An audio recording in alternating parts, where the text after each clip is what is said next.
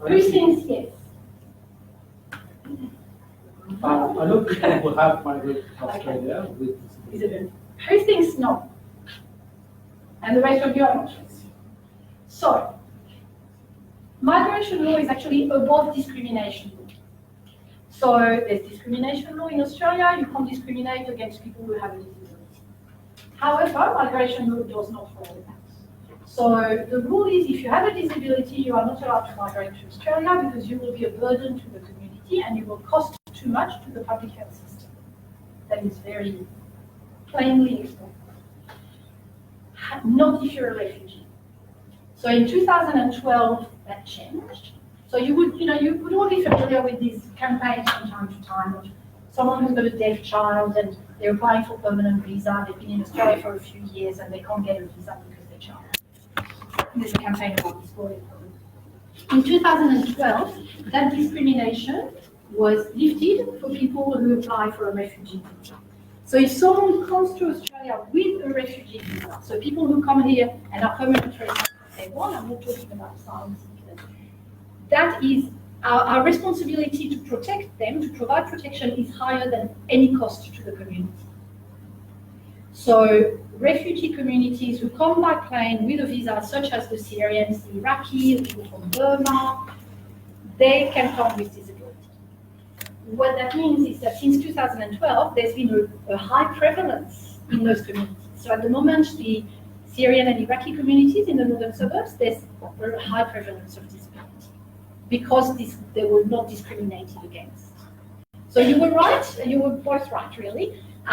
The answer is no, but if you're on a refugee visa... For the refugees, basically, there are 169,000 migrant communities. Yes. And refugee is a fraction of it.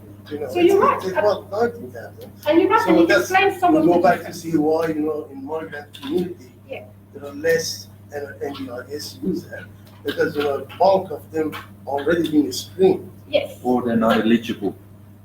Yeah, and that matters too. But there's also in India a lot of children born here who are eligible, even if their parents came from China or India, were screened out on the basis of disability. They have a child here, the child is eligible. Yeah. And we're starting to narrow down why only 10% of people with a disability have access to the NDIS. Because their disability is too permanent. Permanent means lifelong, but it also means a stable disability. So some disabilities, there's days when you're okay and days when you're not okay at all. Or you can be okay for 10 months a year and really not okay for 2 months a year. It's hard for those people with disabilities like this to get into the NDIS. Not impossible, but hard. A disability that is stable, like we said before, blindness, hearing impairment, that's much easier, much more straightforward. It also needs to be significant, and that's really why people are being rejected a lot of the time. Either because their disability is not significant enough, or because they can't demonstrate that. And that's really important for you as interpreters to understand that word. So, what do you think significant means? Severe? What else? It's very subjective, It is extremely subjective, sir. Absolutely agree. Something, Yeah. But, sometimes people... Sorry? Permanent? Yeah. So what I would say is, don't translate it as serious or important. Because if I'm rejected by the NDIS, my disability is no less serious or important. Significance is about the impact on your everyday life. So how much is your everyday life impacted by your disability? Can you do things by yourself? Do you need help to shower? Do you interact with people? All those things, that's the significance. So when someone applies for the NDIS, they need to demonstrate the impact on their everyday life. And a lot of the time why people in different communities are rejected is because they just go to their doctor, say, please fill in the form, and send that, and that's just not enough. The doctor will know the diagnosis, but they won't know how it impacts on the person's life on a daily basis. They might go, this person had a stroke, but they don't know the life of the person. The caseworker will know that, the speech therapist, the occupational, all these other people who can also provide documentation. And very often that's why people are rejected. I know an Iraqi man who was accepted the 4th time. He applied 4 times. It basically means he was eligible from the beginning, but it just wasn't showing enough information. So it's really important for people. What questions do you have at this stage? My Yeah. important thing is that I was involved in the telephone conversation once with the NDIS. The caseworker was new, I believe, and she told that they will give you the plan. Yes. For other professional interpreter, we have to say the same word. Yes. So Can the everybody client- hear? Can you all hear these gentlemen? The client was believing that they're going to receive that amount of Yes. $15,000, Yes. while I was not able to explain it properly.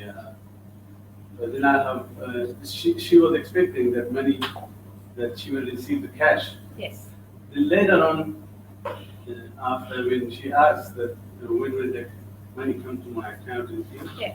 then she said no, that money will go through a provider or Yeah. a caseworker. then Not you will directly get- to you. Yes. So the most caseworkers doesn't know how to. Yeah, I didn't explain it very well. So while the NDIS gives you money, it doesn't put it in your account for you to go on holiday and just do something else with it, obviously. So it gives you the budget, but there are conditions. You have to show a lot of evidence. I'll talk a bit about that. But yeah, it's confusing because people think I'm just going to be given all this money. It doesn't actually work like that. They have a budget to spend for the year, but it's not like they're given the money to just spend it all now. Yeah, people hope that sometimes. Excuse me. Yeah. So what do we interpret significant? I don't know. I can't tell you in Farsi, but you would interpret it as how does it affect your life? So, You'd actually make a sentence. but that's not my job. I can only So- interpret what they say. I can't explain what it means. Well, do you have a word in Farsi that We do. means that? You said we shouldn't use it. You just said it. No, I'm saying you shouldn't say serious, Well, Or I was important. thinking of that. which is often I just think those words are not ideal. Because everybody will say, yes, it's To me, serious. significant is not ideal because it opens it to interpretation. Anybody can interpret it different ways. Yes. So hopefully you will have a worker who doesn't use that word, who actually asks the question. Oh, okay. Hopefully who'll say, tell me about your daily life. That's what a planner should be doing and what they're all going to do. Tell me about your daily life. But I just wanted to avoid using a word like serious. That, as you say, it's so subjective, those things anyway, but everybody will feel their disability is serious. Now, you've touched on something that is always an issue as well in those workshops. There will be interpreters who say, my job is to translate, to interpret the word at the same level that the worker is using. So if the worker is using a word that is at quite a high level of language, I will do the same regardless of the understanding level of my client. There are interpreters who say, well, actually what matters is that my client understands me, and if I can find an equivalent for that word that is easier for my client to understand, I will use that. I'm not going to tell you what to do because you're the interpreters. I just know that people argue about these things quite strongly sometimes. And when you do the exercise at the end around the glossary, you'll have to decide that. I tend to say choose a client who's got no education. That should be the benchmark. But there's words where you can translate them. I'm sure there's a word in Farsi for Portugal, but it doesn't mean your client's going to understand what Portugal is. But quite a number of times, you see the client doesn't understand, Yes. that sort of level of language that is Yeah. being used. And for this reason, a number of them, they bring their relatives or Yes. someone, with a good knowledge and good understanding, just to understand what they're saying. Yeah. When they explain the package and, how they It's a spend really the complex package, system. a very complex issue. Yeah. And some of them, even that disability sometimes, is impacted mentally, they've been affected as well. Yeah. So they're struggling to understand, what's going on. Yeah. So, And it's a that's very, even if the planner is excellent, it's a very complex system. So they might be very good at asking questions in simple ways, but the system is complex. There's still bits of the system I don't understand, even after looking at it for a year and a half.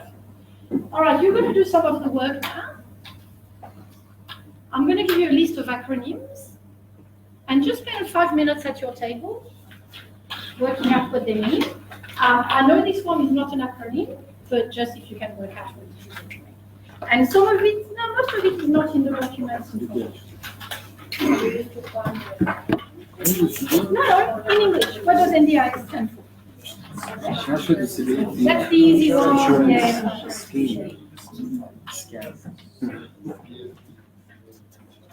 NDIS India.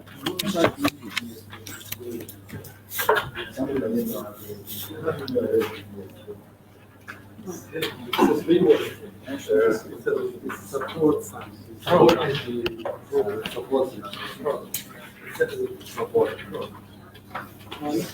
something called the operation too. So it says it's only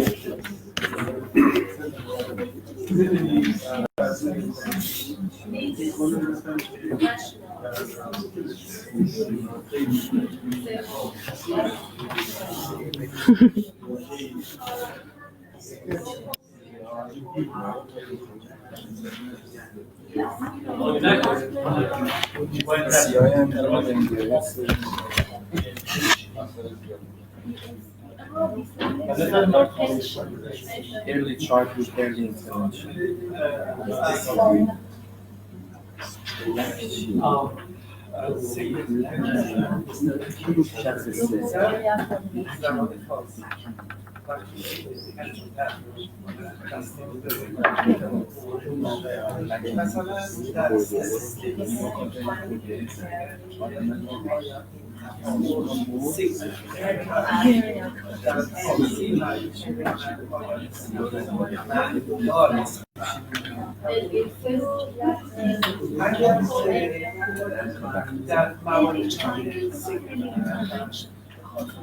Disability support. Let me know when you're finished.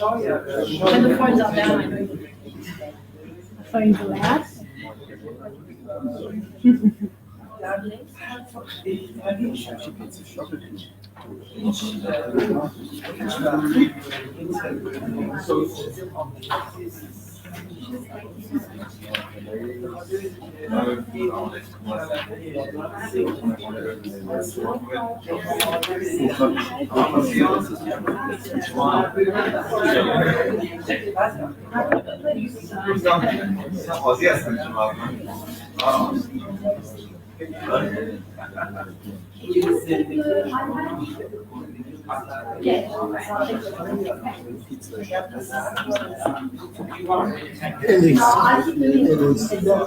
License. All right, yes, sorry. Have you figured out all the acronyms? Yeah. Yeah? Indeed.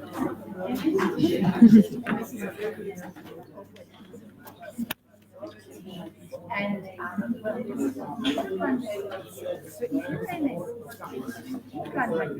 If you want to watch it later, you can go to the CH Facebook and you can watch it. then you can. Yeah. So just go to facebook.com/CEH Australia. And then you just scroll down to our latest post and you can actually watch it right now. CH CEH Australia. All right. Who wants to do the first one? Because that's really easy. You get off the hook.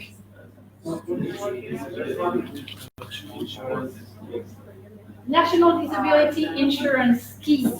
What's a word for scheme? What's another word for scheme? Program. Program. Just don't use plan. Because plan is a very specific thing. NDIA. Yes. So the agency manages the NDIS, manages the program. The agency, the NDI, makes the decisions around accepting people in the system and around accepting the plans. ECEI, and how old do you have to be? 0 to 6. It's basically preschool age. LAC or LAC?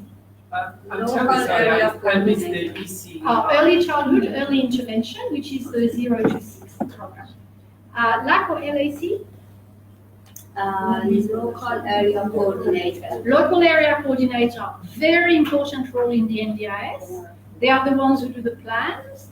They can help you when you don't know, before anything happens and you don't know how to access the NDIS, to ask if you can apply. You can go to your LAC agency and ask that. They are the Brotherhood of St. Lawrence in the west and the north of Melbourne, and Latrobe Community Health in most of the other areas. And I believe Department Health around here. So a very important role. DSP. No, that's creative, but no. It says direct support professional or people who work directly with people with physical disabilities. In that case, so it is that, but in that case, that's not the answer I was looking for. Disability support pension. Now, you know when I say I'm going to tell you things you might not need to know as interpreters, but I'm going to tell you anyway. Do you think the funding you get from the NDIS affects your disability support pension? And I'm going to tell you that because in communities, there's a lot of anxiety about this. No, because they don't pay you money. Disability support pension pays you money, but that, as you But said, the NDIS is going to puts money, no, it puts money for the services. Yes. Well, if you're self-managing, you will get that money to pay the services. Yes. You pay and then you get the. Yes. It's actually, I see what you mean, but you know, if you're on Centrelink and you earn some money, your Centrelink goes down. Yeah, your Centrelink payments reflect that. So with the DSP, it's really important for people to be clear about this. The NDIS money does not affect the disability support pension. And the reason for that is because it's not means tested. So someone I know has an NDIS plan, she works for the government, she earns more money than I do, I'm sure. And she still got money from the NDIS because it's not based on how much you earn. It's based on the fact that it would not be fair for you to spend that money because you have a disability. The money from the NDIS is to make you the same as everyone else, and that shouldn't come from what you're earning. It's completely separate, so it does not affect the disability support pension.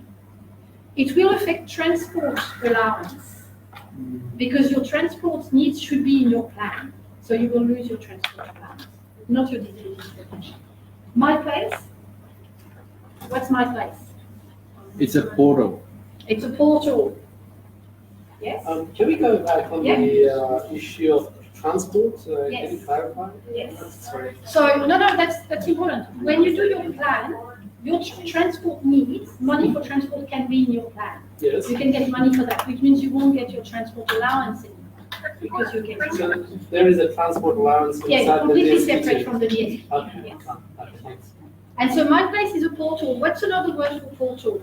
How did you say it? Platform?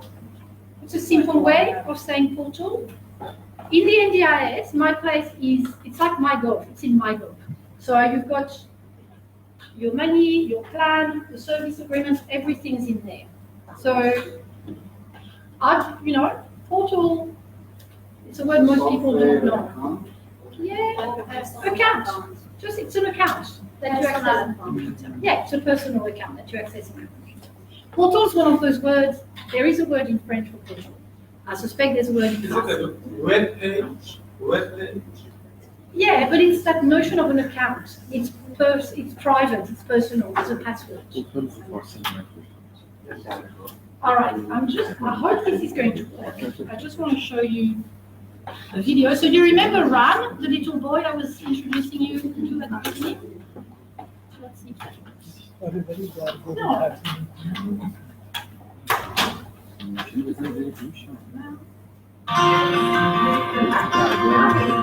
My name is Devi. I have a son, 3 years old Ram, who is enrolled for NDIS.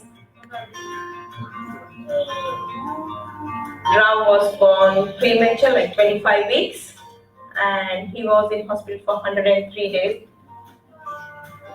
He had an intraocular hemorrhage of grade 4 on the right side, which makes his left side weak. So he's weak with his left hand and left leg. He did so much of things like speech,